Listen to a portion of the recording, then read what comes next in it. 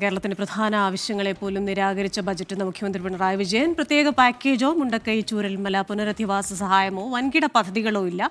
AIIMS, railway coach നിർമ്മാണശാല തുടങ്ങിയ ആവശ്യങ്ങളും നിരാകരിച്ചുവെന്ന് മുഖ്യമന്ത്രി പ്രസ്താവനയിൽ പറഞ്ഞു. വിവരങ്ങളുമായി ചേരുന്നത് ഷഫീദ് റാവുത്തറാണ് തിരുവനന്തപുരത്ത് നിന്നും. Shafeed, good evening. എന്തായാലും കേരളത്തിന് നിരാശയാണെന്ന പൊതുവായ അഭിപ്രായം മുഖ്യമന്ത്രി അതുതന്നെയാണ് പറയുന്നത്. പക്ഷേ BJP സംസ്ഥാന പ്രസിഡന്റ് കെ മുരളീധരൻ പറഞ്ഞു ഈ വയനാട് മുണ്ടക്കൈ പുനരധിവാസ പാക്കേജൊക്കെ അത് ബജറ്റിന് പുറത്ത് കിട്ടും എന്ന്. അങ്ങനെ എന്തെങ്കിലും ഒരു സാധ്യതയുണ്ടോ? മുഖ്യമന്ത്രി എന്താണ് വിമർശനമായി പറഞ്ഞത്?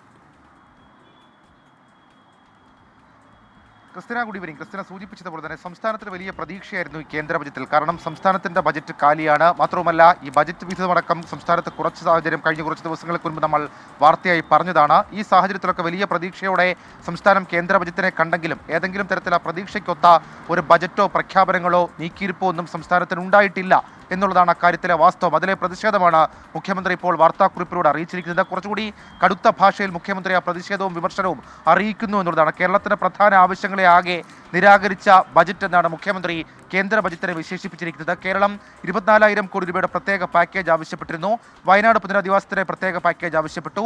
വിഴിഞ്ഞത്തിന് അതിന്റെ ദേശീയ പ്രാധാന്യം കൂടി അംഗീകരിക്കും വിധമുള്ള പരിഗണന ആവശ്യപ്പെട്ടിരുന്നു. എന്നാൽ ഇവയൊന്നും ബജറ്റിൽ പരിഗണിച്ചില്ല. വൻകിട പദ്ധതികൾ കേരളത്തിനില്ല.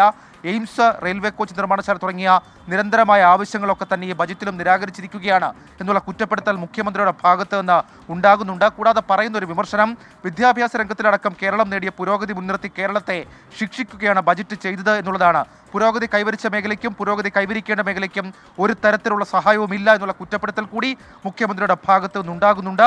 അതിനൊക്കെ അപ്പുറത്തേക്ക് മുഖ്യമന്ത്രി പറയുന്ന ഒരു വിമർശനം, അത് കേരളത്തിന്റെ പ്രതീക്ഷകൾക്കെതിരായ അവഗണനയുടെ രാഷ്ട്രീയ രേഖയായി ഈ കേന്ദ്ര ബജറ്റ് മാറി.